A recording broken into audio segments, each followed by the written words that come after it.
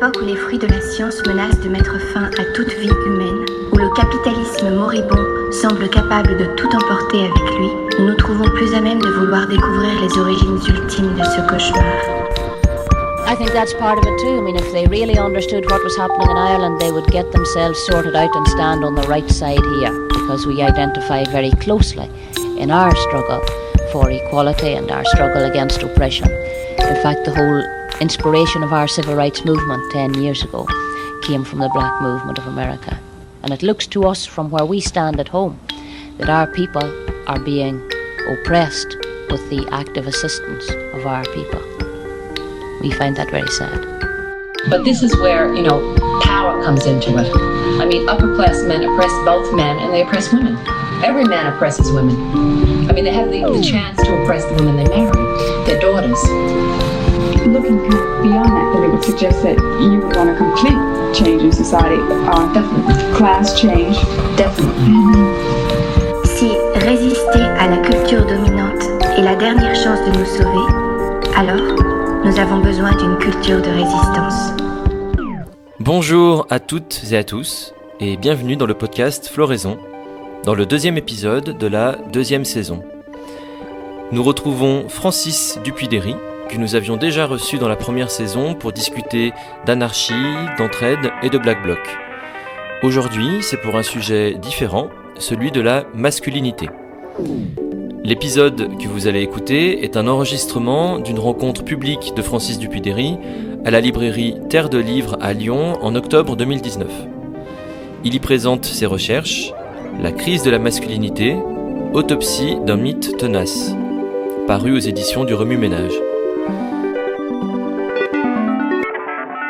Encore désolé pour la qualité de nos podcasts lorsqu'il s'agit d'une conférence. Les conditions d'enregistrement public sont ce qu'elles sont. On vous souhaite toutefois une bonne écoute.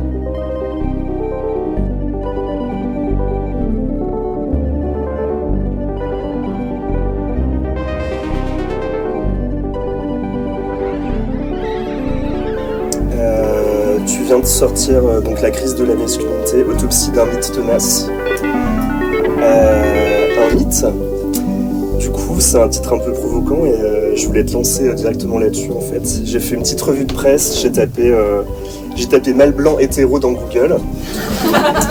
T'es tombé sur ma page Wikipédia. Je suis tombé direct sur ta page Wikipédia. Du coup, quand on tape mâle blanc hétéro dans Google, on tombe sur plein d'éditorialistes divers, surtout de droite on va dire. Du coup, d'après eux, l'homme blanc hétéro serait une nouvelle espèce menacée, qui serait les victimes d'un déclassement généralisé du mal. Il serait l'objet de fatwas meurtrières, piétiné depuis des années, transformé en paria minoritaire par les ayatollahs du politiquement correct, assimilé à une espèce nuisible, et d'ailleurs on les tue souvent.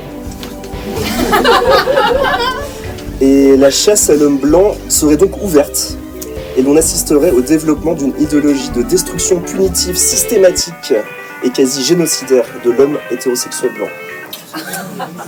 Du coup, quand on lit ces personnes-là, la crise de la masculinité, ça n'a pas l'air d'être vraiment un mythe, ça a l'air d'être un délire...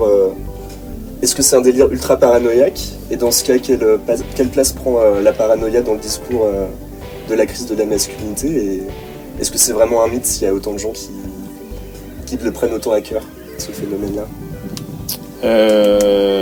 Oui, merci. Donc, vous m'entendez, ça va? Oui, donc le titre du livre, c'est effectivement La crise de la masculinité avec un sous-titre Autopsie d'un mythe tenace. J'avais eu un petit débat avec les éditrices au sujet du titre. Est-ce qu'on met un point d'interrogation, pas de point d'interrogation? Est-ce qu'on met pas de sous-titre? En tout cas, bref. Et donc, elles ont joué sur l'ambiguïté en espérant évidemment en vendre beaucoup si les gens lisaient pas le sous-titre. Et ça a modérément fonctionné, mais donc oui, c'est ça. Donc moi, ma thèse, c'est évidemment que c'est un mythe. Je sais pas si c'est de la paranoïa. Je pense que c'est plutôt un discours... parce que paranoïa, ça donne une connotation, disons, psychologique à la réaction. Moi, je suis pas psychologue, je suis politologue. Et j'ai tendance à voir un peu tout en termes de rapport de pouvoir et de lutte de pouvoir et de rapport de force.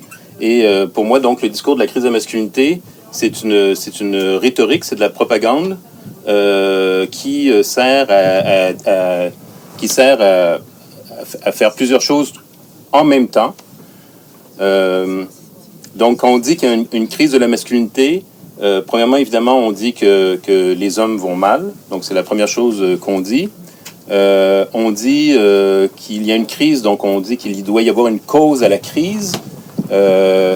Évidemment, quand on dit qu'il y a une crise de type, par exemple, une inondation, généralement, il y a plus ou moins de débat dans la société à savoir si la montée des eaux, c'est positif ou négatif. Généralement, les gens qui sont touchés par une inondation considèrent que c'est une crise et ils interpellent les autorités pour qu'on leur vienne en aide.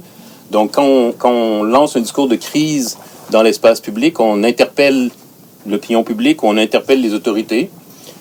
Donc, en fait, le discours de la crise de la masculinité, il dit plusieurs choses. Il dit donc que les hommes vont mal, mais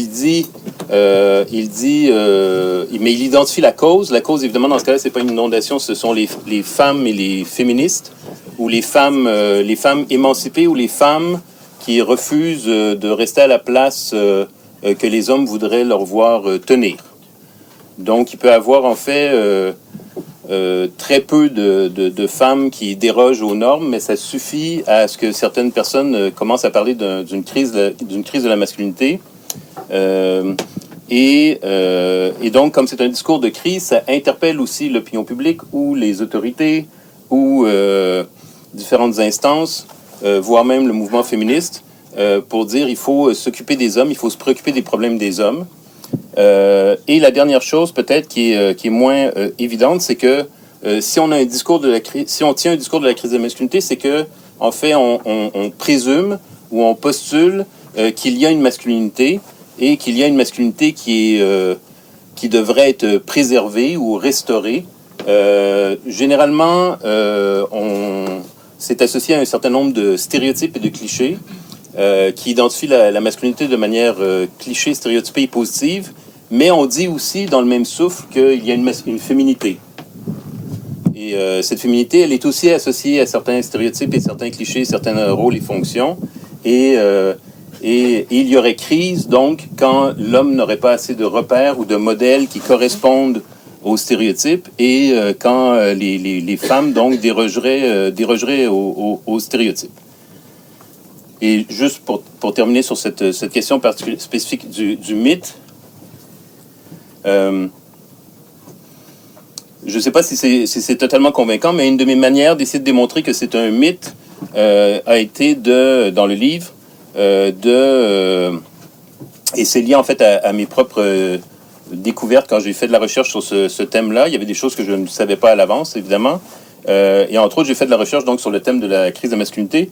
Et j'ai été vraiment étonné, ça a été une vraie surprise de découvrir le travail d'historiennes et de quelques historiens qui indiquaient en fait qu'il y avait des discours similaires au discours de crise de masculinité déjà dans la Rome de l'Antiquité et en tout cas certainement après le Moyen-Âge, donc en Occident, vers le 16e siècle, dans les deux cours d'Angleterre et de France en tout cas.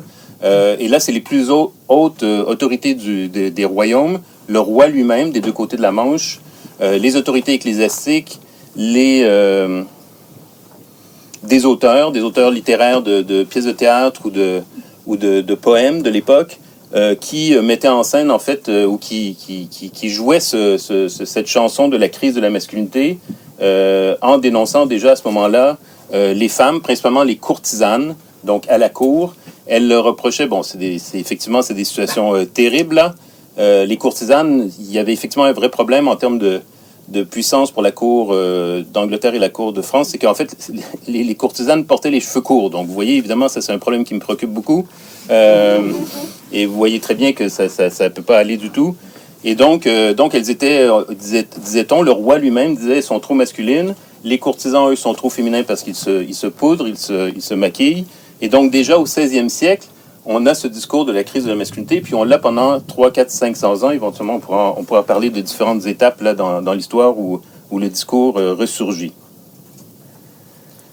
17e, 18e, 19e siècle, 20e siècle et aujourd'hui. Donc, Le simple fait que en Occident, en fait, pendant 500 ans, on puisse entendre le discours de crise de la masculinité, je dirais, quel que soit le régime juridique, le droit de la famille, le système politique, le système économique, les référents culturels, l'influence de la religion ou pas, par exemple catholique ou protestante, déjà c'est suspect.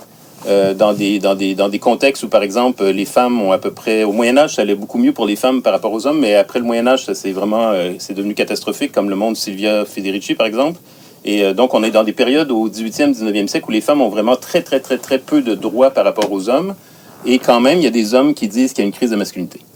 Il y a des hommes qui parlent de crise de masculinité au 19e siècle. Juliette Rennes l'a bien montré parce qu'il y a une première femme qui veut devenir médecin ou une première femme qui veut devenir juge, qui rentre en faculté de médecine ou en faculté de droit.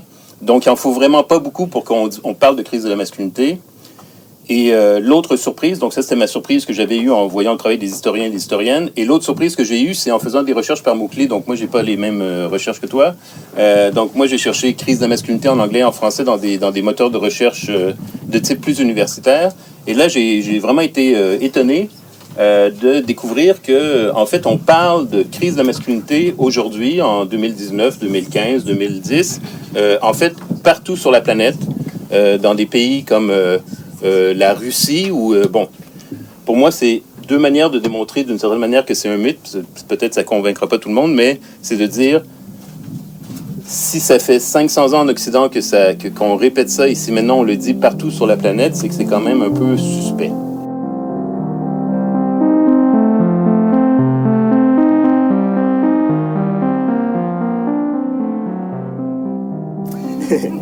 Dans ton livre, tu insistes beaucoup sur l'articulation qu'il peut y avoir entre masculinité, entre les suprémacismes en fait, entre le suprémacisme masculin, le suprémacisme de race, de nationalité, et comment, avec ton regard, parce que du coup tu es québécois, comment tu as pu appréhender ce discours de la crise de la masculinité en France, dans un contexte où, comme on le voit, il y a un discours aussi sur la masculinité blanche, française,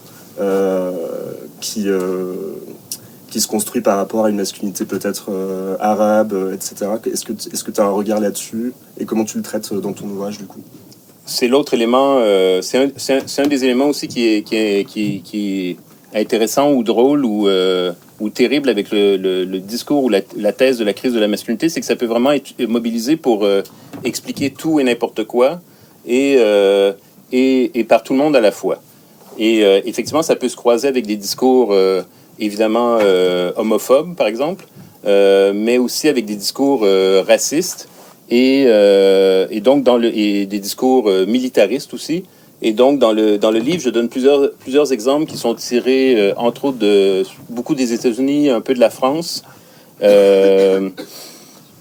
Oui, donc je suis tombé, par exemple, sur une étude complètement hallucinante d'un type, un psychosociologue, qui essaye d'expliquer l'histoire des États-Unis à travers le concept de la crise de la masculinité des hommes blancs aux États-Unis.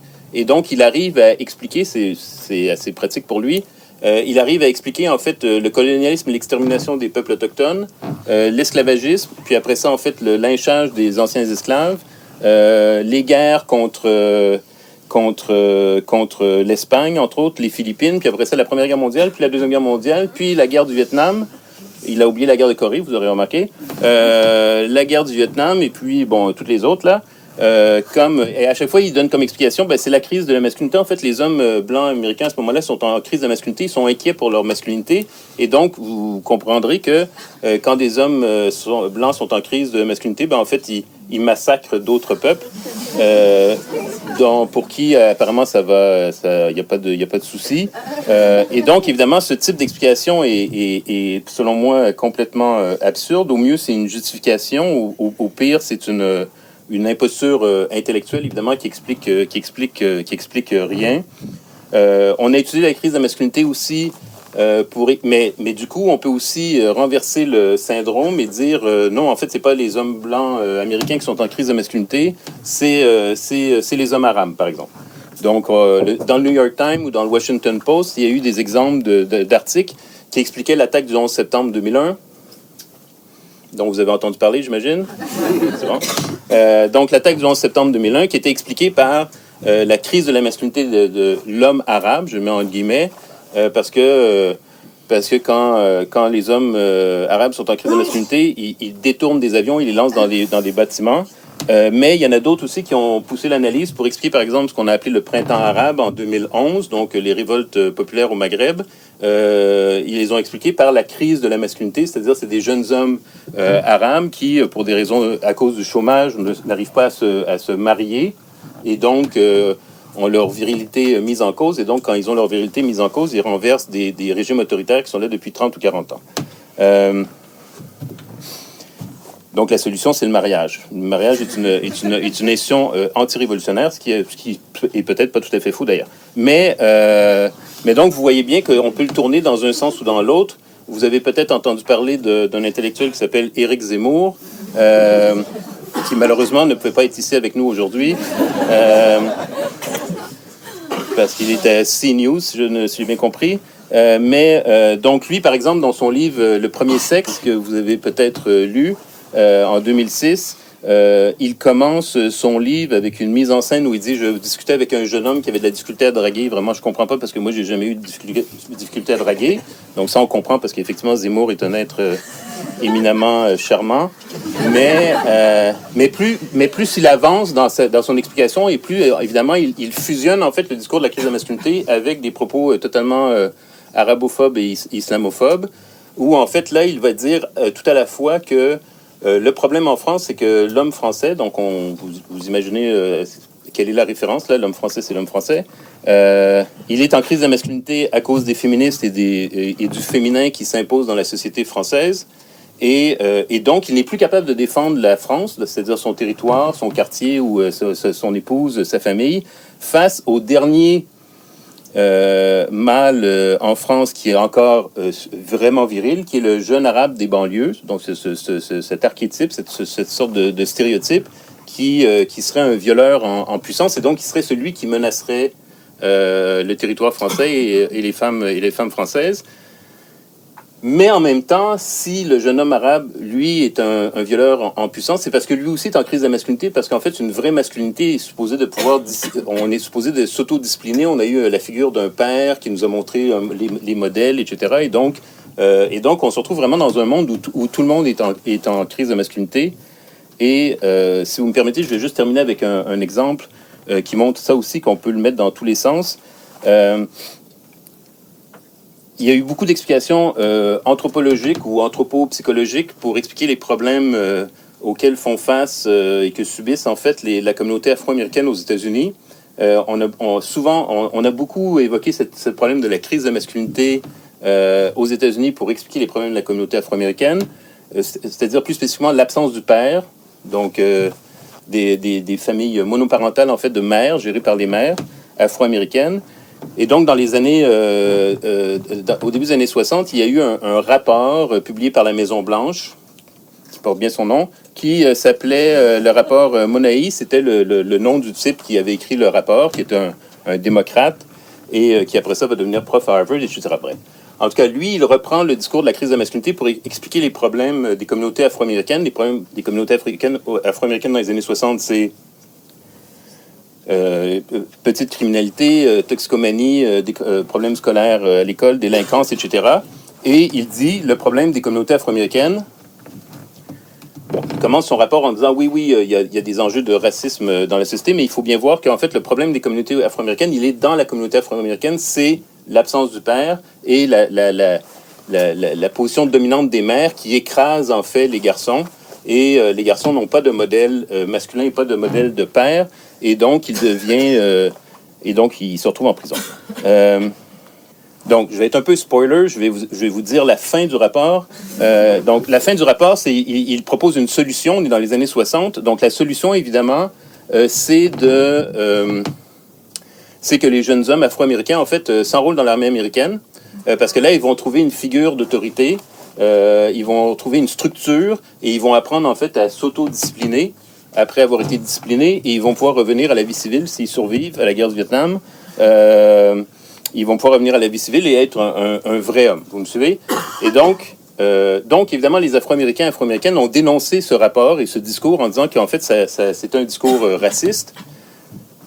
Mais, dans la mesure où, comme j'ai dit, le discours de la crise de la masculinité peut être pris par tous les camps et de tous les côtés, le problème, c'est qu'à la fin des années 60 et dans les années 70, il y a des leaders du mouvement Black Power qui ont commencé, en fait, à prendre ce discours, à l'appliquer, à le récupérer ou à l'utiliser eux-mêmes pour, en fait, bloquer, en fait, ou discréditer les revendications de femmes afro-américaines dans le mouvement du Black Power, dont des afro-féministes.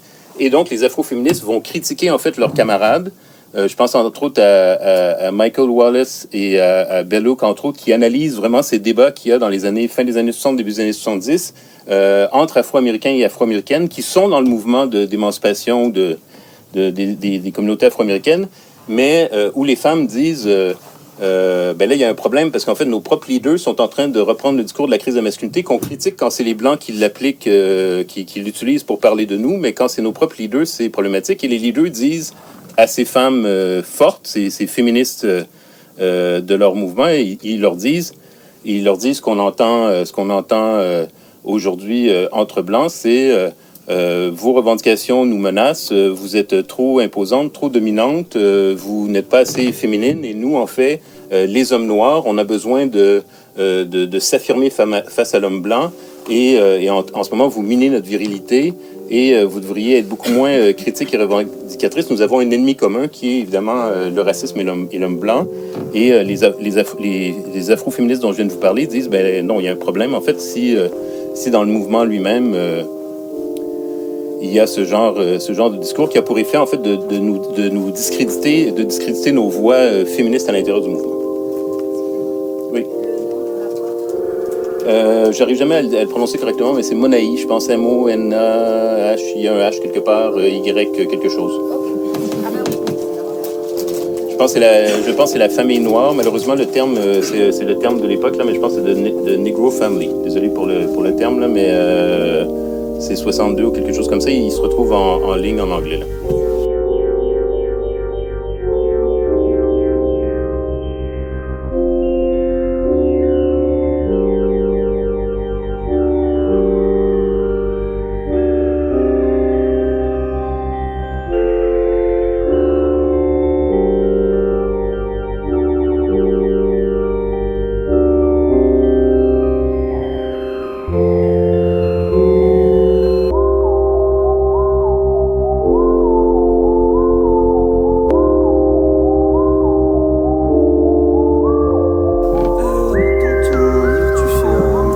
Aussi une histoire des mouvements des hommes et du masculinisme.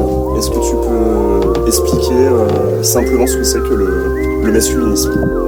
Alors, le masculinisme, c'est une expression. Donc là, c'est des travaux plus anciens que j'ai menés avec d'autres, avec des féministes. En fait, Mélissa Blais, entre autres, qui est une historienne et une sociologue de Montréal, avec qui je collabore depuis près de 15 ans maintenant, qui est une spécialiste, entre autres, de l'attentat antiféministe à l'école polytechnique le 6 décembre 89, ça va faire 30 ans bientôt. Là, il y a eu un homme était rentré à l'école polytechnique de Montréal avec une arme semi-automatique et avait séparé les hommes et les femmes dans des salles de classe et avait demandé aux hommes de sortir et avait abattu des femmes et avait laissé une lettre de suicide en disant qu'il détestait les féministes et qu'il menait une guerre contre les féministes qui avaient ruiné sa vie. Donc ça, c'est Mélissa Blais. Avec qui j'ai mené des recherches. Et donc, il y a plusieurs années, on avait fait un ouvrage collectif qui s'appelait « Le masculinisme au Québec », où là, on définissait le masculinisme. Donc Mélissa m'a aidé à comprendre que, un peu comme pour le mouvement féministe, ou d'ailleurs pour tous les mouvements sociaux, que ce soit les mouvements pour le climat, ou que ce soit même les mouvements syndicaux, ou même les mouvements anarchistes et d'autres mouvements, il y a différents courants et différentes tendances qui s'expriment dans différents discours ou organisations ou types de priorités ou mobilisations. Et donc, il y a l'antiféminisme qui est une sorte de parapluie. L'antiféminisme est le phénomène global. Et dans l'antiféminisme, il y a différents courants qui sont différents selon le temps, selon les situations, selon les pays aussi, selon les époques.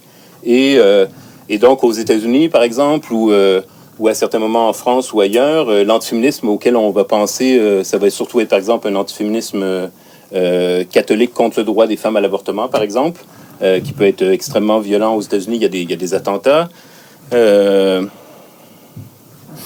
Les gens d'extrême droite sont antiféministes. Il y a un antiféminisme nationalisme, il y a même de l'antiféminisme à l'extrême gauche. Et donc, il y a différents types d'antiféminisme, il y a différents types d'enjeux. Quand les femmes demandaient le divorce, il y avait des enjeux dessus. Quand c'est l'avortement, etc. Donc, selon les moments, l'antiféminisme prend différentes formes et différents types de discours. Et donc, comme dit Mélissa Blais, donc, il y a différents courants. Et un des courants, c'est le masculinisme. Et le masculinisme, donc, c'est un discours que vous commencez à comprendre, j'imagine, qui est ce discours qui dit les hommes vont mal à cause des femmes émancipées et à cause des féministes et à cause de l'influence trop grande de la domination des valeurs féminines dans nos sociétés. Donc, c'est un des courants de l'antiféminisme. C'est un courant qui s'exprime dans des discours, donc qui est porté par des chroniqueurs, des éditorialistes, des romanciers, des intellectuels, des polémistes, etc., par possiblement aussi votre oncle ou votre frère, ou je sais pas, qui peut être porté par des femmes aussi, des femmes peuvent être antiféministes, évidemment, et qui est porté par certaines organisations militantes qui sont pas les mêmes, par exemple, que l'antiféminisme catholique. Entre autres, les groupes de pères séparés et divorcés. Il y a plusieurs personnes qui vont voir, il y a plusieurs pères séparés et divorcés qui vont voir des groupes de pères parce qu'ils ont besoin de conseils ou ils sont un peu à la recherche d'écoute ou de conseils juridiques gratuits, si possible. Et donc, ils vont y aller 2-3 fois. Donc, je ne dis pas que chaque père qui va dans une rencontre de groupe de pères ou qui va demander conseil à un groupe de pères est nécessairement antiféministe ou masculiniste. Mais dans les animateurs de ces groupes, il y a beaucoup de personnes qui tiennent le discours de la crise de la masculinité, qui disent c'est une catastrophe. Donc, pour les hommes. Donc, le masculinisme, c'est un courant antiféministe. Je tiens à préciser que quand Mélissa et moi, nous avions sorti le livre en 2008 ou 9, je ne me rappelle plus, là, on avait eu des discussions avec d'autres féministes au Québec. Il y avait des féministes qui n'étaient pas sûrs que c'était une bonne idée de vraiment comme mettre un nom sur ce courant-là et de l'appeler masculiniste parce que il y avait une sorte de risque que ça donne une sorte de symétrie entre le féminisme et le masculinisme. Donc, je mentionne ce petit débat maison quand même.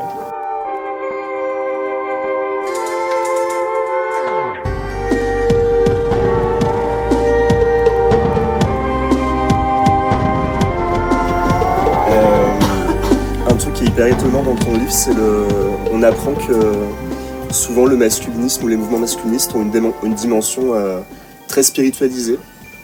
Et qu'est-ce que tu peux nous en dire? On voit par exemple aujourd'hui qu'il y a par exemple des stages qui s'organisent pour aider les hommes à se reviriliser, retribaliser via un peu des rituels peut-être chamaniques ou ce genre de choses. Et du coup, on apprend aussi qu'il y a une tradition aussi chrétienne dans ce mouvement des hommes que tu analyses. Oui. Qu'est-ce que tu pourrais nous dire sur cette dimension spirituelle des mouvements masculinistes? Oui. Donc, je viens juste de dire qu'il y avait des courants, mais que c'était différent selon la situation et que c'était plus ou moins, que ça se chevauchait plus ou moins.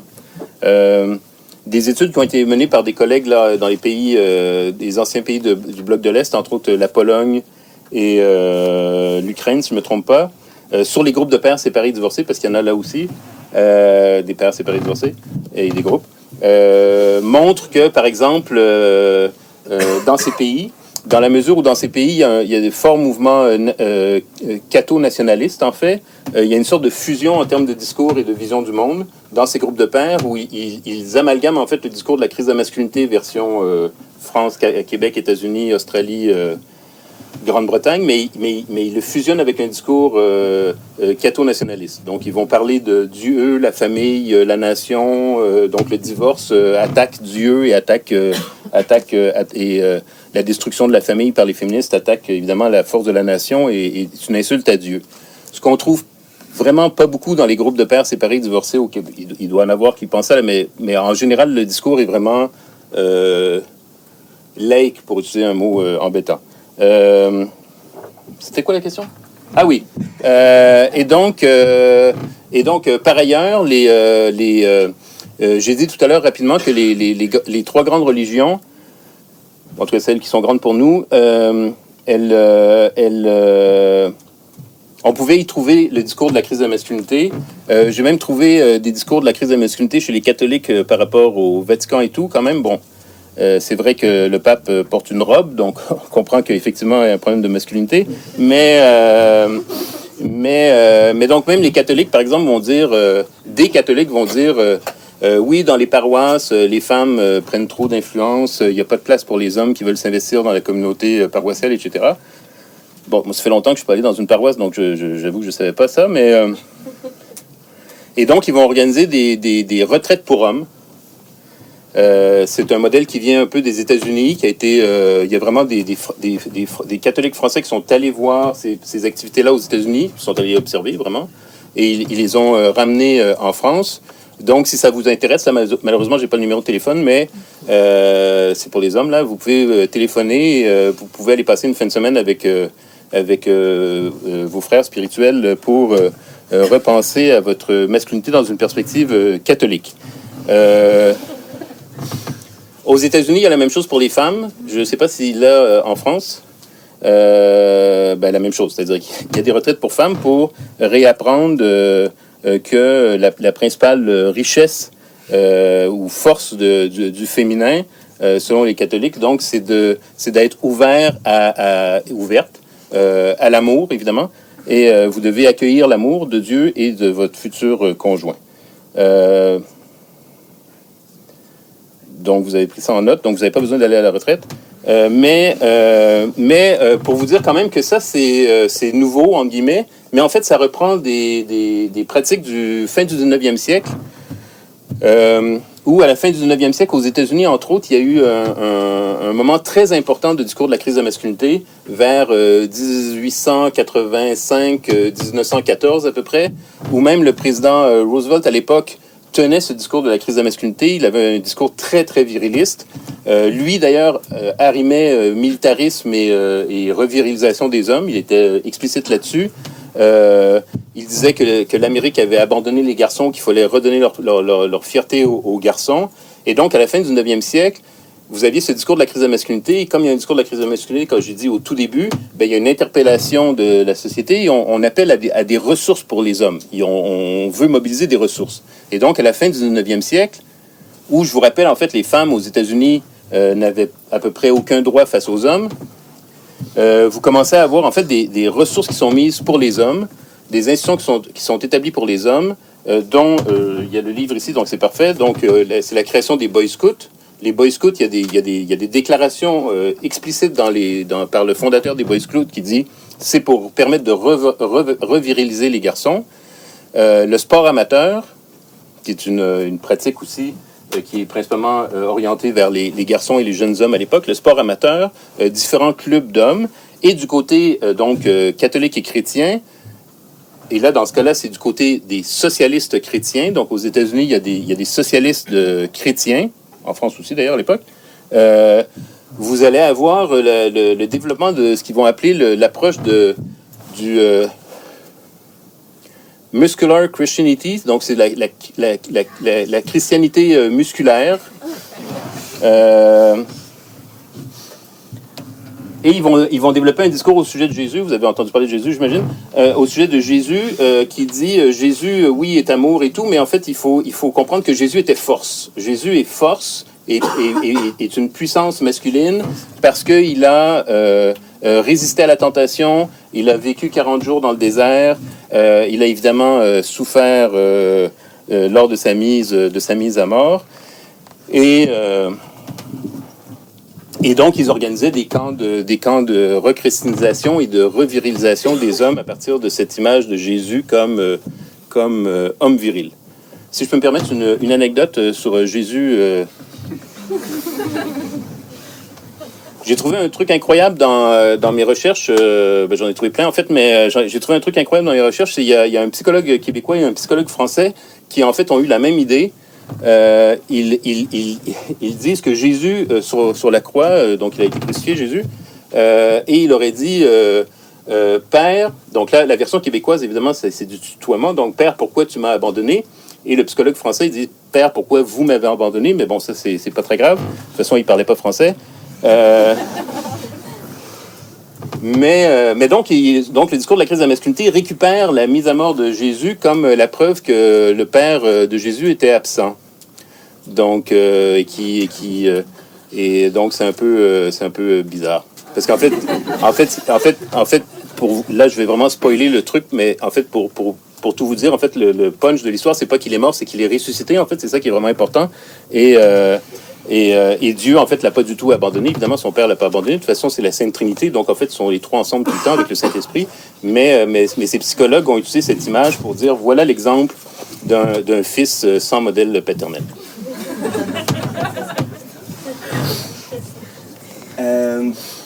Pour préparer la rencontre, j'ai lu un livre de Tania Modleski, qui est une féministe américaine, qui a écrit Le féminisme sans les femmes. Et c'est une critique du concept de post-féminisme.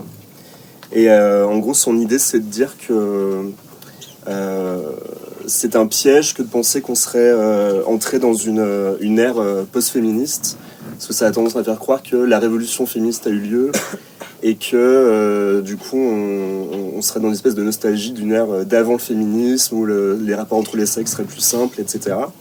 Et aujourd'hui, en faisant mes recherches du coup sur les moteurs de recherche avec des mots-clés, je suis tombé sur des articles comme ça qui parlaient de l'ère, qu'on serait entré dans l'ère post-MeToo. Ah oui, déjà? Oui, ça y est. Le temps s'accélère. C'est ça. Donc ça y est, on est dans l'ère de l'après-MeToo, et du coup, on est dans l'ère des post-masculinités. Est-ce que c'est pas un piège, du coup, pareil? Est-ce qu'il n'y a pas un continuum aussi dans ce discours-là, de la crise masculinité jusqu'à ce discours post-MeToo et post-masculin, de dire qu'en fait, les hommes doivent se réinventer, ou que la révolution féministe a eu lieu? Est-ce que c'est pas un piège que de croire ça, de faire croire ça? Dans le discours de la crise de la masculinité, c'est sûr qu'il y a ce discours de le féminisme est allé trop loin. Et donc, je recite Mélissa Blais qui se dit toujours mais où sommes-nous allés, en fait, et à partir de quand étions-nous trop loin? Et donc, c'est effectivement pas clair. Mais que le féminisme, de toute façon, ça, on peut entendre ça indépendamment du masculinisme ou du discours de crise de la masculinité, que le féminisme, c'est quelque chose de passé parce qu'en fait, l'égalité est atteinte. Et en France, vous avez la chance d'avoir eu la Révolution française de 1789, dont vous avez sans doute déjà entendu parler, et qui a mis par écrit les principes d'égalité, de liberté et de solidarité pour les hommes, mais c'est pas grave, c'était les principes, et dans une perspective idéaliste. Donc, il y a plusieurs personnes en France qui disent, mais de toute façon, à partir de là, les fondements du patriarcat sont foutus, c'est juste une question de temps. Donc, rassurez-vous, un peu de patience. La Révolution française, c'était il n'y a pas si longtemps. Et c'est juste que pour les hommes français, des fois, c'est un peu long à métaboliser tout ça. Mais donc, oui, c'est ça. Donc, la question du post-féminisme, post-patriarcat, post-MeToo, je ne l'avais pas entendu. Aux États-Unis, il y a eu aussi le discours du post-racisme avec la présidence de Obama. Donc, évidemment, tous ces discours sont problématiques de mon point de vue. Après ça, bon. Cela dit, il y a les autres discours que tu mentionnes qui sont des discours qu'on a entendus depuis quand même les années 70. En fait, que j'ai lu là-dessus, je ne suis pas si vieux, mais des années 70 où effectivement, il y a des hommes qui vont dire le féminisme, en fait, c'est une occasion pour les hommes pour repenser la masculinité. Selon ce que j'en comprends, il y a même une partie du mouvement gay qui est quand même dans cette perspective-là, qui dit heureusement qu'il y a eu le féminisme parce que ça a quand même bien dégagé, ou en tout cas ils ont travaillé ensemble. Je sais pas si le féminisme c'était avant, mais en tout cas ils ont travaillé ensemble clairement, et c'était des forces alliées. Qu'est-ce qu'ils devraient faire plutôt que de se réinventer? Ils pourraient commencer par faire la vaisselle, mais déjà c'est beaucoup plus simple. En fait, mais c'est moins glorieux. Mais est-ce que le risque, c'est pas que les hommes prennent cette situation comme l'occasion de faire du développement personnel pour mecs, et qu'ils en oublient que la transformation, elle doit profiter aux femmes et à l'émancipation des femmes? Donc, dans le livre, j'ai tout un passage sur l'histoire du mouvement des hommes, mais dans fin des années 60, donc il y a en tout cas, c'est documenté pour les États-Unis assez bien. C'est une question de documentation aussi, là. Je n'ai pas accès à tous les pays, et je ne dis pas toutes les langues, mais en tout cas, aux États-Unis, c'est très clair qu'à la fin des années 60, donc je reviens aux États-Unis à la fin des années 60, guerre du Vietnam, tout ça, il y a des hommes, principalement des hommes blancs dans ce cas-là, ma compréhension, qui sont entre autres à Berkeley, donc une université très progressiste qui est en ébullition à ce moment-là. C'est des jeunes hommes d'extrême gauche, on disait anti-impérialistes à l'époque, révolutionnaires, c'est le mouvement de la jeunesse, etc. Et donc, dans ce mouvement, il y a des conflits entre les femmes et les hommes. En fait, beaucoup de femmes considèrent que les hommes révolutionnaires prennent beaucoup de place, en fait, des problèmes similaires à ceux que j'ai mentionnés tout à l'heure sur le mouvement afro-américain. Et donc, comme dans le cas du mouvement afro-américain d'ailleurs, les afro-féministes ou les féministes radicales blanches aux États-Unis, elles viennent beaucoup en fait de ces mouvements révolutionnaires qui au départ sont mixtes et qui ont des objectifs politiques comme les droits civiques ou même plus radical encore du côté du Black Power et anti-impérialistes révolutionnaires du côté blanc, et tout ça c'est un peu allié ou plus ou moins, en tout cas ça dépend des situations.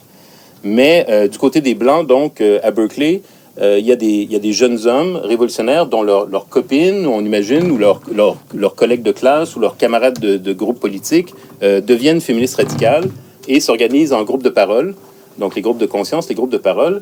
Et eux disent, ben en fait, nous, on est solidaires, qu'est-ce qu'on peut faire? Donc, en fait, ils font la même chose. Ils s'organisent en groupe de parole d'hommes antipatriarcaux, antisexistes, révolutionnaires et tout. Et aux États-Unis, dans les années 70, c'est assez bien documenté. Assez rapidement, en quelques années, il va y avoir des collectifs comme ça d'hommes. Il va y avoir, en fait, on va commencer à parler du mouvement des hommes, ou mouvement de libération des hommes. Et il va même avoir des conférences annuelles à New York ou ailleurs d'hommes, qui là, il se retrouve des centaines d'hommes dans des conférences annuelles avec différents ateliers sur différents thèmes.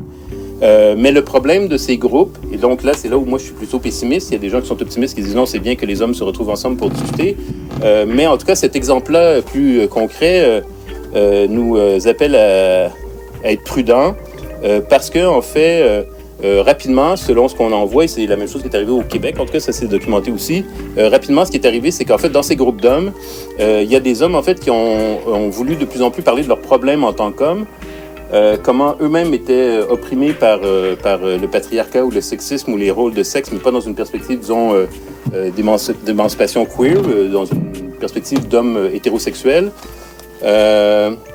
Et puis, ben, comme c'est la vie à l'université, ben, à un moment donné, les couples, c'est plus des couples, et puis c'est plus leurs copines, en fait, leurs copines de tout à l'heure. Et donc là, ils ont commencé à se lamenter sur la rupture et sur leur ancienne copine, etc. Là, après ça, ils ont commencé à se dire, oui, mais dans le fond, en fait, mon père, c'est pas si facile pour lui d'être père. Et en fait, ce sont rapidement devenus des groupes, d'où sont partis déjà les gays, parce que c'était des discussions qui tournaient beaucoup autour de l'hétérosexualité. Donc, les gays qui étaient mobilisés ont décidé d'aller former leur propre réseau. Et dans ces groupes, soit les mêmes personnes ont commencé à changer d'attitude, ou d'autres personnes sont arrivées, mais en quelques années, en fait, les antisexistes ont réalisé qu'ils étaient en fait minoritaires. Et ils se sont retrouvés même dans des colloques, dans des congrès annuels, où en fait il y avait des ateliers sur comment trouver le meilleur avocat en cas de divorce, ou même comment en fait engager des détectives privés pour suivre votre ex. Et donc là, on n'était pas vraiment dans la même perspective de l'antisexisme révolutionnaire de Berkeley. Et au Québec est arrivé un peu le même c'est un peu le même parcours qui s'est reproduit, un peu décalé dans le temps. Et vous aviez ici à Lyon, malheureusement, qui est décédé, Léo Tire-Vidal, peut-être certains d'entre vous l'ont connu ou ont lu ses textes, qui m'a quand même convaincu que il m'a renforcé, disons, dans mon pessimisme par rapport au groupe d'hommes. Je suis plutôt méfiant. Mais je sais qu'il y a des expériences, il y a différents types de catégories d'hommes aussi, il y a différentes manières de parler, mais dans ma compréhension, c'est clairement pas la même chose si vous mettez d'un point de vue, disons, politique, indépendamment des bienfaits socio-psychologiques ou émotionnels de parler de soi avec d'autres, mais d'un point de vue des objectifs politiques ou des possibilités politiques, pour moi, c'est pas, ou du potentialité politique, pour moi, c'est pas du tout la même chose d'avoir un groupe de femmes ou un groupe d'hommes.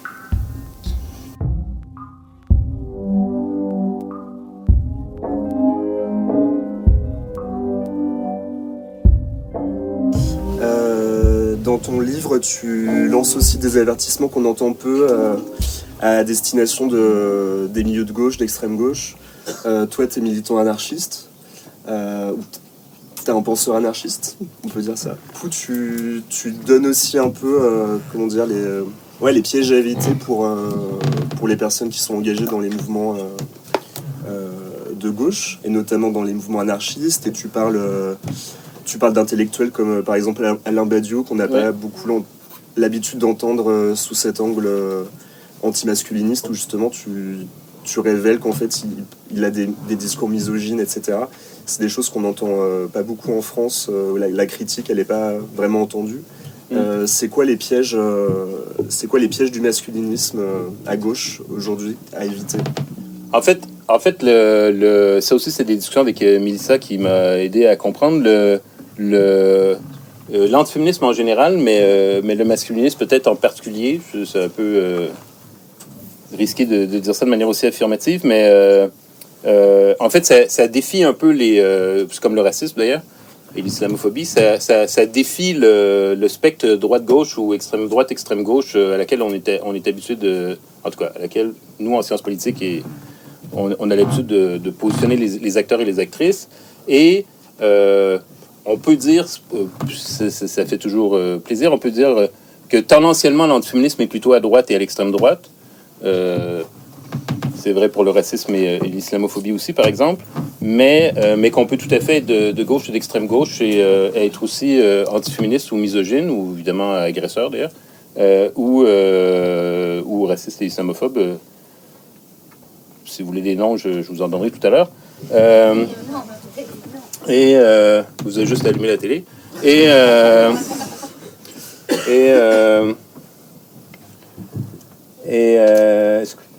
Ah oui. Et donc évidemment, et là c'est reformulé un peu. Donc si vous êtes à l'extrême gauche, évidemment vous allez reformuler ce type de discours sur l'antiféminisme de manière pas du tout originale. En fait, ça fait 150 ans que dans ce qu'on appelle le mouvement socialiste, pour faire le plus large possible, là, qui englobe toutes les tendances, disons, sauf le PS. Le mouvement socialiste, il a critiqué le féminisme. Donc, il y avait différentes manières de le critiquer. Évidemment, le féminisme était bourgeois, le féminisme était individualiste, le féminisme était ceci, cela, bon. Et la vraie lutte principale, vous connaissez tout ça, j'imagine, c'était la lutte contre le capitalisme ou contre le patronat, etc. Et donc, c'était au mieux une lutte secondaire, ou au pire, vraiment une perte de temps et un truc qui divisait. Bon. Donc ça, on a ça chez des anarchistes, on a ça chez des socialistes, chez des marxistes et tout. On a ça, pendant 150 ans, on a ça. Et donc, vous avez en France, en ce moment, vous avez, entre autres, dans le livre, je parle plus spécifiquement de deux intellectuels. Alain Badiou, donc peut-être que vous connaissez, qui se présente comme un philosophe communiste de trajectoire Mao. Et donc, Alain Badiou, c'est sympa, vous pouvez aller voir, bon, ça va vous prendre une bonne heure de votre journée, mais c'est une conférence vidéo au Collège de France, je pense, ça s'appelle la féminité. Et donc, c'est passionnant, j'ai appris plein de choses, entre autres qu'on peut, en fait, faire une conférence d'une heure sur la féminité sans citer aucune femme, il a réussi ça. Donc, il cite Baudelaire, Hegel, Goethe, Kant. Il cite beaucoup de monde, mais il n'y a pas cité de femmes. Mais c'est vrai que bon, les femmes ne sont pas nécessairement spécialistes de la féminité. Et il dit ça. Il dit en fait, le problème aujourd'hui en France, c'est que la féminité est conquérante, combative. Et la masculinité est affaiblie, elle n'est pas valorisée, entre autres au niveau des garçons par rapport au rôle du père. Et là, Badiou commence à discuter plus spécifiquement de ce que vous appelez les banlieues. Et il dit les jeunes filles des banlieues, donc on imagine les jeunes filles d'origine arabe, on imagine, pour le dire comme ça. Elles, en fait, elles sont encouragées à performer, à réussir, à consommer, c'est très important. Et les jeunes hommes arabes, eux, n'ont pas de modèle, pas de référence, pas d'encouragement. Et donc, en fait, on est vraiment dans une situation problématique. Et il dit, en fait, ce féminisme, c'est un féminisme individualiste, c'est un féminisme de la consommation, c'est un féminisme, en fait, qui est l'allié du capitalisme. Michéa, donc, qui se présente comme socialiste libertaire. Lui, il a des passages absolument extraordinaires sur la domination des mères sur leurs fils, parce que les mères dominatrices dans le discours masculiniste dominent seulement leur fils. Il y a pas, de toute façon, dans le discours masculiniste, il n'y a pas de filles, donc ça, c'est des familles très particulières. Le problème, c'est pas l'absence du père, c'est l'absence des filles, en fait, il n'y a pas de filles. Et donc, la mère est dominatrice, et donc, Michéa dit, bon, la mère est dominatrice, elle écrase psychologiquement le garçon ne se retrouve pas là-dedans, mais Michéa reprend ce discours qu'on retrouve d'ailleurs chez Soral et chez des gens qui ne sont pas du tout associés à la gauche, mais en fait, Coulstar aussi, Michel Coulstar, qui est un espèce de vieux communiste, philosophe communiste qui a inspiré Soral aussi, qui tient ce discours-là, qui dit, en fait, le féminisme, c'est une invention du capitalisme, et ce que le féminisme propose aux femmes, c'est d'avoir une carte de crédit et de consommer, et donc, en fait, vous êtes les alliés objectifs du capitalisme. Ce qui est une analyse très bizarre d'un point de vue marxiste. Moi, je savais pas que c'est les consommateurs qui contrôlaient le système capitaliste, mais bon, apparemment, c'est ça. Et c'est un double analyse bizarre, parce qu'en fait, d'un point de vue des statistiques, moi, ma compréhension, c'est que les femmes, en général, vous avez moins d'argent que les hommes. Donc, par définition, les hommes consomment plus, on a plus d'argent. Donc, mais apparemment, c'est votre petite consommation qui est problématique. Et ça, pour moi, ça fait quand même écho à des vieilles pratiques de contrôle patriarcal les dépenses des femmes sont frivoles, à gaspiller de l'argent, alors que nous, évidemment, nos dépenses sont importantes, surtout quand on va boire des bières après le match avec les amis. Là, on a quand même besoin de se reposer un peu des fois. Vous dites que les femmes allaient mieux au Moyen-Âge. J'ai du mal à comprendre. Oui, en fait, il y a des débats en historiographie sur les rôles de sexe et les rapports sociaux de sexe au Moyen Âge. Moi, je m'inspire d'historiennes. J'ai mentionné Silvia Federici, mais elle écrit en fait sur le post-Moyen Âge, mais d'autres aussi qui disent en fait qu'au Moyen Âge, en fait, les rapports étaient beaucoup plus égalitaires entre les hommes et les femmes. Peut-être moins dans les hautes sphères, mais quoique encore. Bon, en France, au Royaume de France, vous avez eu la bonne idée d'imposer la loi salique, donc vous avez réussi à éviter qu'il y ait des reines. Mais en Angleterre, par exemple, il y a Kate Blanchett qui a eu un règne vraiment important. Et donc, en fait, au Moyen-Âge, les femmes pouvaient être reines. D'ailleurs, au Canada, c'est encore notre chef d'État, c'est la reine Élisabeth II. Ça vient du Moyen-Âge, mais pas Élisabeth II, elle n'est pas si vieille que ça, mais en fait, ce système. Donc, en haut, il pouvait y avoir des femmes qui dirigent politiquement, qui lèvent des armées, qui lèvent des impôts, qui rendent justice, ce que les républicains ont totalement arrêté. Quand ils ont fait la Révolution, ils ont dit non, il n'y a pas question. Après ça, évidemment, la République, il y a eu des modifications, mais ça a pris quand même 3 générations. Et après ça, dans les classes, en tout cas dans les catégories sociales, en fait, le Moyen-Âge, c'est principalement des sociétés de paysannes. Probablement 85 ou 90% de la population est paysanne. Et donc, dans des communautés paysannes de type médiéval, qui ne sont pas des productions industrielles pour vendre, en fait, la production, c'est en grande partie des productions pour vivre. Et donc, il n'y a pas de séparation, il y a une très faible séparation entre le privé et le public. Il y a très peu d'utilisation de l'argent. En fait, les gens au Moyen-Âge pouvaient passer des semaines sans utiliser d'argent. Puis c'est pas parce qu'ils utilisaient leur carte de crédit, là, ils faisaient juste pas, ils vivaient de la terre. Et donc, il n'y a pas une très forte division sexuelle du travail. Il n'y a pas cette différence entre les hommes propriétaires ou les hommes qui sortent de la maison pour aller chercher leur salaire et qui reviennent, et les femmes sont à la maison et elles s'occupent de tâches moins valorisées. Il y a en fait, pas partout, mais il y a en fait en fait, au Moyen-Âge, il y a à de très nombreux endroits ce qu'on appelait les communautés d'habitants qui géraient le commun dans les villages. Et donc, les villages étaient propriétés en principe des seigneurs. C'est ce que moi j'ai appris quand je jouais à Donjons et Dragons. Mais en fait, les seigneurs, comme les rois, en fait, au Moyen-Âge, ils faisaient rien. Ces gens-là, ils organisaient des balles, ils chassaient, puis ils faisaient la guerre à un moment donné, puis ils obligeaient leurs serfs à travailler un peu. Mais c'était pas eux qui géraient l'école, c'était pas eux qui géraient la santé, c'était pas eux qui géraient le travail. Il y avait, à part pour les corvées. Et donc, les villages avaient des communs. Et le commun, c'était géré par la communauté d'habitants. C'était pas la propriété du seigneur. Et il y avait des assemblées d'habitants. Il pouvait y avoir des assemblées d'habitants 10, 12, 14 fois par année. Et dans les assemblées d'habitants, il y avait de 10 à 14, 15% de femmes qui participaient aux assemblées d'habitants. Donc, les femmes pouvaient y participer.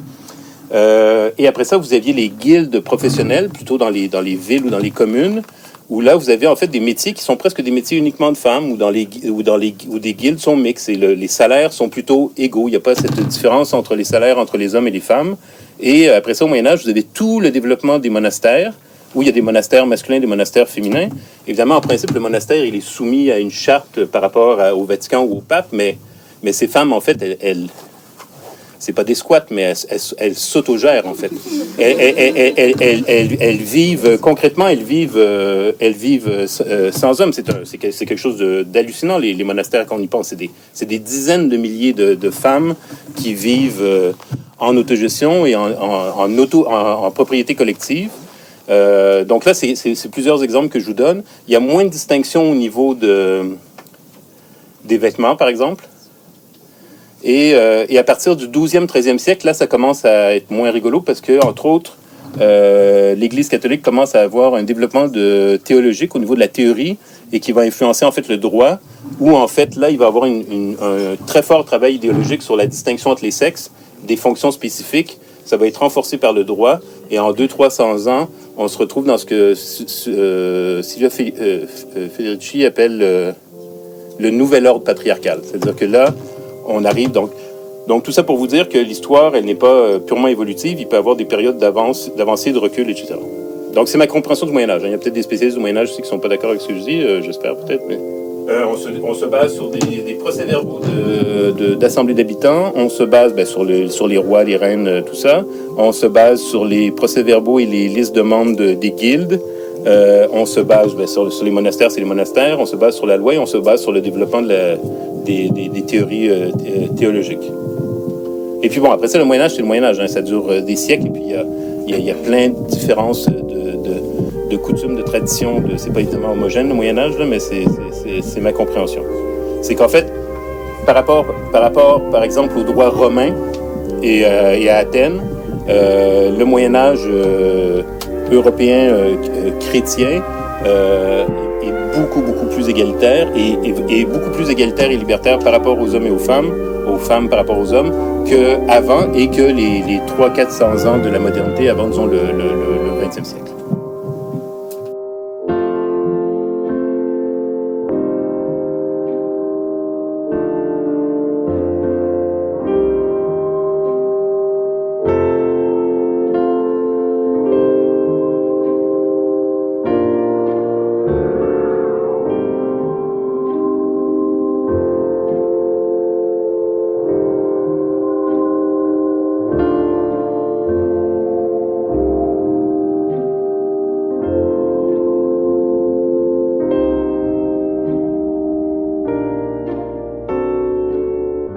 Bon, je vais commencer par faire une déclaration d'autorité pour me donner un peu de légitimité.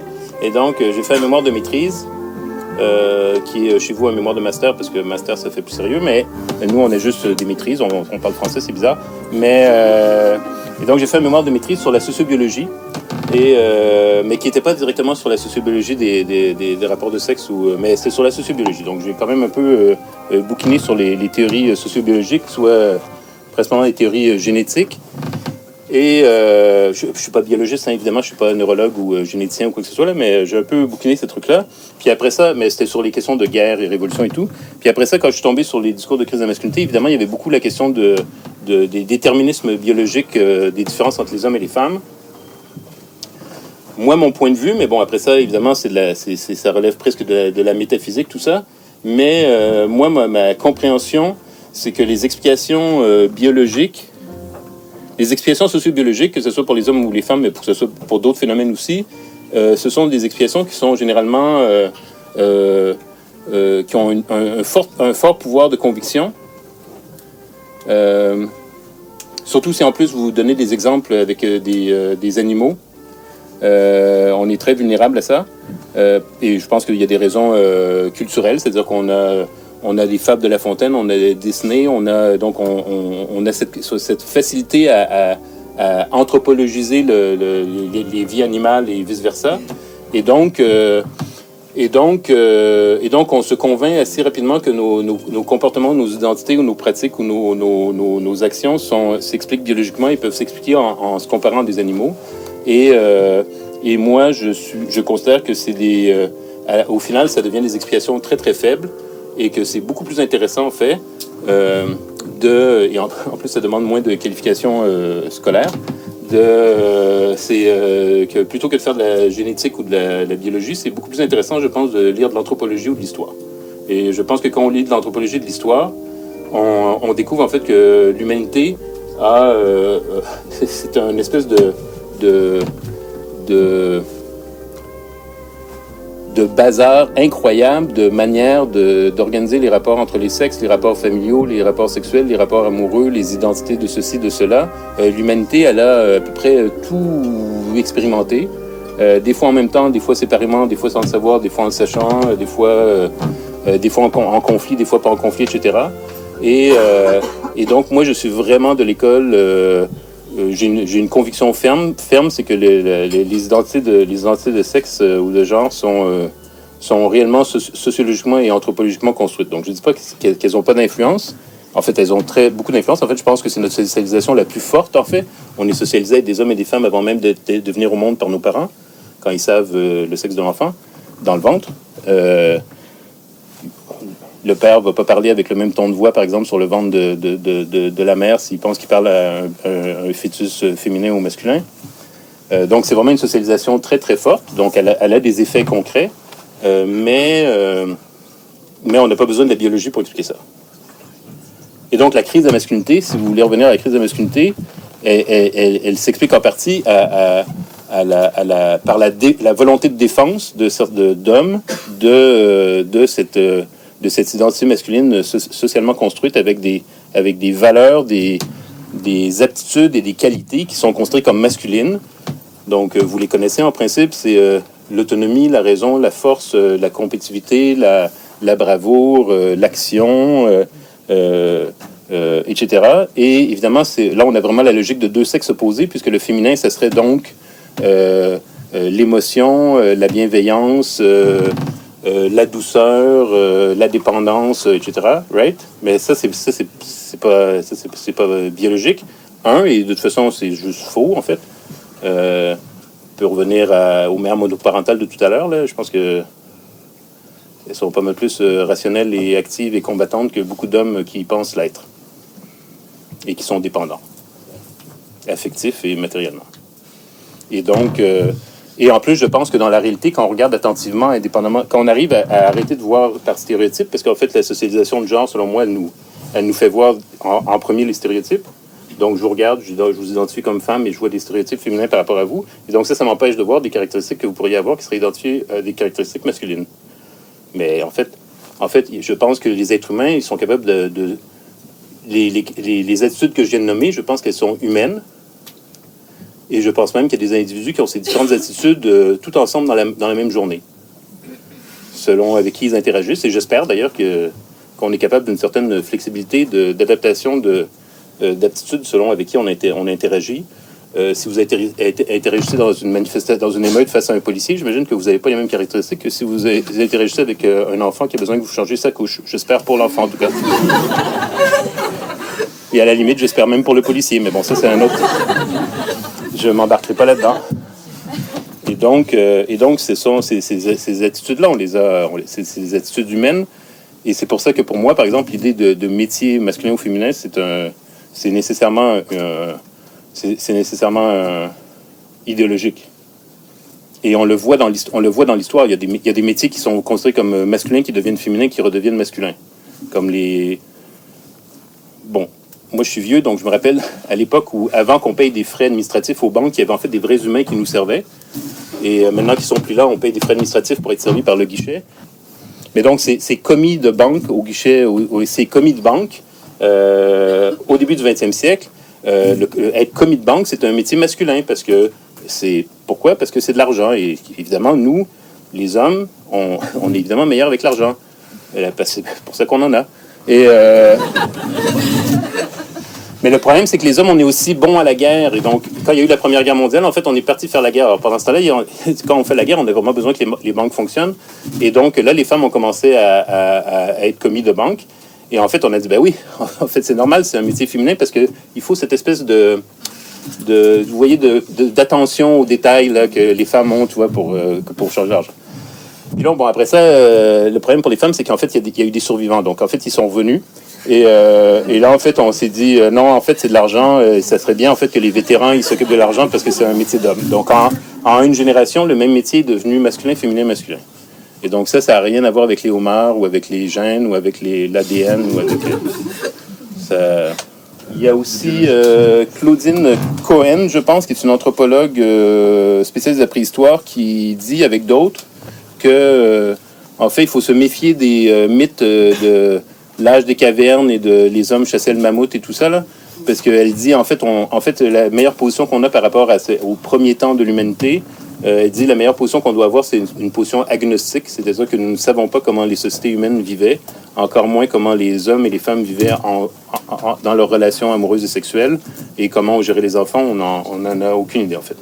Et elle dit on n'en aura probablement jamais aucune idée. Elle ne sait pas en retrouvant un bout de tibia puis un bout de mâchoire, là, qu'on sait qui lavait la vaisselle ou des trucs comme ça, c'est juste impossible. C'est impossible. On ne peut faire que En fait, on fait des projections inverses. On regarde le bungalow américain avec la famille nucléaire, puis on dit, la caverne, le bungalow, le pavillon, c'était la caverne. Donc, en fait, on projette le modèle d'aujourd'hui sur... mais c'est absurde, en fait.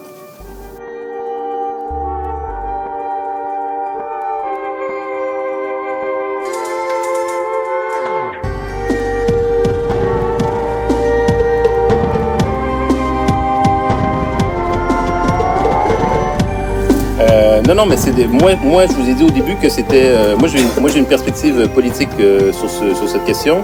Et donc, c'est des discours, c'est des rhétoriques réactionnaires conservatrices, même si ça se retrouve des fois à gauche et à l'extrême gauche. Et donc, c'est des rhétoriques c'est des discours de justification ou de privilèges ou de systèmes de domination inégalitaire ou c'est des discours de critique ou de délégitimation du mouvement des hommes et des femmes et de l'émancipation des femmes. Mais comme j'ai dit au tout début, quand on parle de crise de la masculinité, on parle nécessairement aussi de l'identité des hommes, l'identité des femmes, etc. Donc, c'est une manière de réaffirmer à chaque fois des choses. Et donc, en parlant de discours de la crise de la masculinité, en fait, on fait plusieurs choses en même temps. Et donc, c'est très utile, quoi. Mais j'ai l'impression que le discours de la crise de la masculinité, ça part en fait d'une position dominante de l'homme. Mais est-ce que ça a toujours été comme ça? Qu'est-ce qui a amené l'homme à cette position dominante? Ah, ça, j'ai aucune idée, ça. Vous voulez parler du début du patriarcat? Ouais. Moi, je sais, ça, j'ai pas de théorie là-dessus. J'ai pas de théorie là-dessus. Moi, je me fie à des féministes comme Carol Patman et tout qui disent, et je redis Claudine Cohen, qui disent, en fait, au début, on ne sait pas. Et donc, comme on ne sait pas, on est mieux de travailler sur ce qu'on sait et ce qui est plus proche de nous. Et donc, moi, ma théorie, c'est pas une théorie, mais moi, ma conception des enjeux politiques en général, pas juste cette question-là, mais d'autres enjeux, c'est pour ça que je m'intéresse quand même un peu au Moyen-Âge. Moi, je pense que notre société aujourd'hui, elle est très fortement déterminée par le Moyen-Âge. La matrice de notre société aujourd'hui, c'est le Moyen-Âge ou sa sortie. Et c'est vrai, indépendamment du thème d'aujourd'hui. Donc, la France, c'est le royaume de France. La Grande-Bretagne, c'est le royaume d'Angleterre. L'Espagne, c'est le royaume etc. Donc, les parlements, ils ont été inventés au Moyen-Âge par des rois qui convoquaient les grands du Seigneur pour les aider à lever des impôts et des taxes. Au fil des générations, ils ont dit on veut consentir à chaque impôt et taxe. Puis, ils ont eu des privilèges. Puis maintenant, on a encore l'Assemblée nationale. Mais en fait... au Canada, c'est encore plus clair. On a la Chambre des communes et le Sénat, c'est des Commons et c'est la Chambre des Lords du Moyen-Âge. C'est le même système, c'est juste que c'est plus héréditaire. Maintenant, c'est plus des chevaliers, c'est des anciens gérants de banque ou des anciens journalistes, ou des anciens policiers. Ça, c'est déjà mieux, mais on aime mieux qu'ils soient anciens. Mais c'est ça. Et donc, moi, ma compréhension, c'est que si on veut essayer de comprendre dans une perspective historique, on n'a pas du tout besoin... En fait, c'est même une erreur d'interprétation, par exemple, d'aller à Athènes pour penser à la démocratie. Notre démocratie n'a absolument rien à voir avec Athènes. C'est un autre mythe. On n'a pas besoin d'aller à Rome, pas vraiment non plus, quoique ça a influencé un peu la République américaine. Ils ont pris l'aigle et le Sénat, ça vient de ça. Bon, ils se sont inspirés parce qu'ils étaient éduqués. Les pères fondateurs avaient des cours d'histoire romaine et tout. Mais, et donc, moi, je ne peux pas vous expliquer le début du patriarcat. Mais en fait, ce que je peux vous dire en étant au Québec, c'est que, en fait, quand les Français arrivent dans le territoire qu'on va appeler le Québec plus tard, en Nouvelle-France, les communautés autochtones qui trouvent sur les territoires du nord-est américain, donc ce qu'ils vont appeler la Nouvelle-France, en termes de rapport de propriété, de rapport politique et de rapport de sexe, ça ne fonctionne pas du tout comme en Europe à ce moment-là. Et il y a des communautés autochtones où, en fait, les femmes sont vraiment dans des positions subalternes et subordonnées. Mais il y a des communautés autochtones, comme les Mohawks, par exemple, où les rapports sont beaucoup plus égalitaires. Et aussi, en fait, très important, les rapports des adultes avec les enfants, c'est pas du tout des rapports de domination comme on a en Europe à l'époque. Et donc, moi, je suis pas sûr que c'est utile d'aller chercher une origine du patriarcat qui aurait déterminé un patriarcat identique et pareil partout sur la planète. Je pense que c'est en fait, il y a de multiples expériences et organisations et tout ça.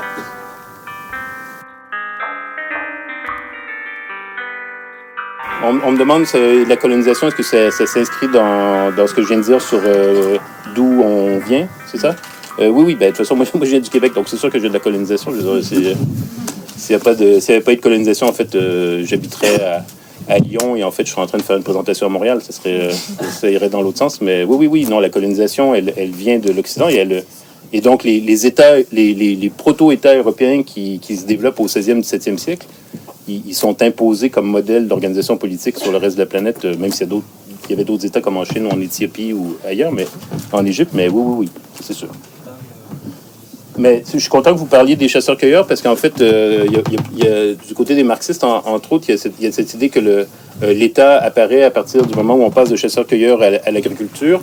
Et puis le patriarcat aussi serait une création d'un passage de chasseurs-cueilleurs à l'agriculture. Parce qu'avec l'agriculture, il y a une sorte de sédentarisation. Puis bon. Mais en fait, les Mohawks dont je vous parle, c'est des agriculteurs. Et ils n'avaient pas d'État et ils n'avaient pas de propriété privée. Et, parce qu'en fait, ils cultivaient, mais en commun.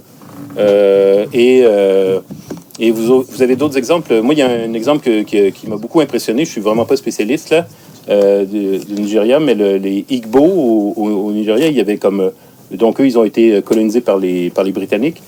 Et donc là, c'est vraiment une anecdote, mais que je trouve, c'est une histoire que j'aime raconter parce que je la trouve fascinante.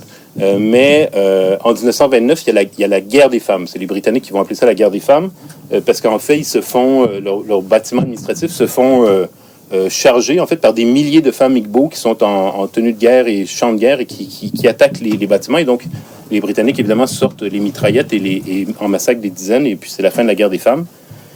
Et après, ils vont faire une commission parlementaire parce que c'est des Britanniques et les officiers qui ont fait la Première Guerre mondiale, pour plusieurs, disent c'était plus terrible encore que les Boches, là, quand ces femmes Igbo nous chargeaient. On n'avait jamais vu une pareille furie. C'était bon.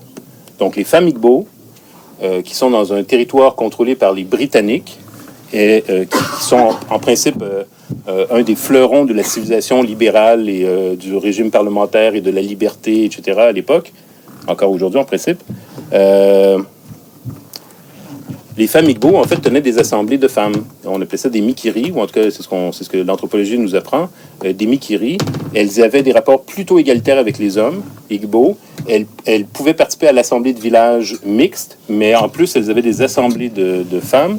Et il y avait quand même des divisions sexuelles du travail. Donc, au niveau de la production agricole, la production agricole des femmes Igbo était plutôt à destination locale et les hommes Igbo s'étaient réservés les productions qui pouvaient être échangées avec d'autres groupes. Et donc, les assemblées de femmes Igbo pouvaient servir, qui duraient 2-3 jours avec des danses et des repas, etc., servaient à la fois à discuter des enjeux qui concernaient les femmes, y compris les violences masculines contre les femmes. Et elles avaient un rituel qui s'appelait s'asseoir sur un homme, qui signifiait en fait que si une des femmes Igbo disait aux autres femmes Igbo, il y a mon conjoint qui me violente, l'Assemblée pouvait décider d'aller en manifestation contre cet homme et ils allaient entonner des danses, etc. Et s'il ne sortait pas pour s'excuser, ils allaient détruire en fait son habitation. Ça s'appelait s'asseoir sur un homme. Et en fait, ce qui est arrivé aux Britanniques, c'est que les familles Igbo ont appris qu'il y avait une rumeur qui disait qu'il allait y avoir des nouvelles taxes au niveau commercial sur les produits qu'elles produisaient. Et donc, elles ont décidé de s'asseoir sur l'homme britannique. Le problème, c'est que ça s'est fini en bain de sang. Mais les Britanniques, en fait, n'ont rien compris. Ils pensaient que les femmes avaient été manipulées par les hommes, etc. Mais une des décisions des hommes, ça a été d'interdire aux femmes Igbo de tenir des assemblées. Et elles ne pouvaient plus participer à des activités politiques. Et donc, la puissance coloniale britannique qui se prétend beaucoup plus évoluée que, évidemment, les tribus primitives africaines, je le dis évidemment entre guillemets, mais en fait, a d'une certaine manière imposé un patriarcat beaucoup plus fort à la communauté Igbo que ce que la communauté Igbo avait traditionnellement, qui était en fait beaucoup plus égalitaire et qui était agricole. Et ça ne répond pas du tout à votre question sur l'État.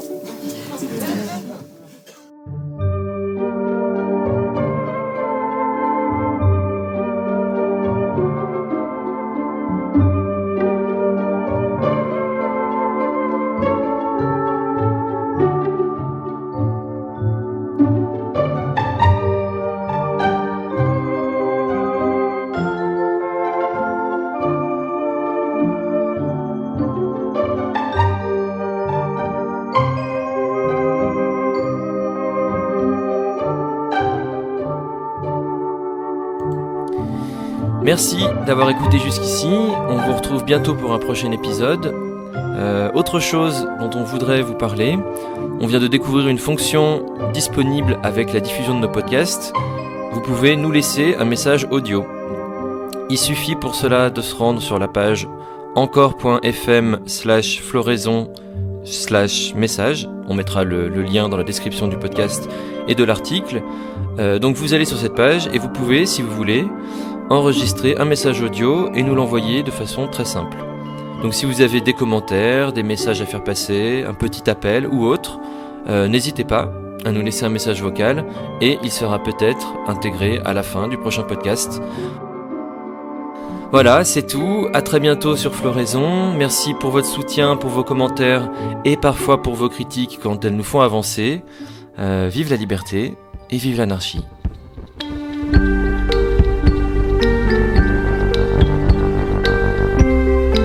But when people fight, that is something. It does grab the attention, and it should, because it's real stuff. It isn't just this symbolic game of, oh, it makes me feel good, I have my sign and stuff. Well, I don't care about that. If it was not ineffective, I would much rather have a nice, polite, peaceful, nobody is put in danger, nobody gets hurt, nobody gets arrested, nobody gets hit on the head by a cop, and not even a window is broken. Ideal, except it doesn't work that way. Il faut pas oublier que la première des violences, c'est celle que mon frère a subie. Aujourd'hui, la France est dans un délit de justice. On n'a pas le droit, on n'avait pas le droit de tuer mon petit frère. Mon frère n'avait pas le droit de mourir le jour de ses 24 ans. Ça fait 2 ans que mon frère a été tué. Les gendarmes n'ont toujours pas été mis en examen. C'est cette violence-là qu'il faut dénoncer. La violence appelle à la violence. Nous sommes devant les systèmes les plus puissants qui sont l'État et la justice, qui ont déclaré la guerre à la famille Traoré, qui ont fait des soldats malgré nous. Qui ont fait des soldats malgré nous. Our planet is dying. Actually, she's being drawn and quartered. We are on the verge of complete biotic collapse. And that is 500 million years of evolution gone. We are out of soil, we are out of species, and we are out of time. We really need to start thinking like a serious resistance movement, because this is a war. I know it's been going on 10,000 years. It feels like daily life. The lights are on, the cupboards are full, but this is a war. And if anyone is left to look back 100 years from now, they are going to wonder, what the fuck was wrong with us? That we didn't fight like hell when our planet was going down. Now you love something or you wouldn't be here. Whatever you love, it is under assault. Love is a verb. We've got to let that love call us to action.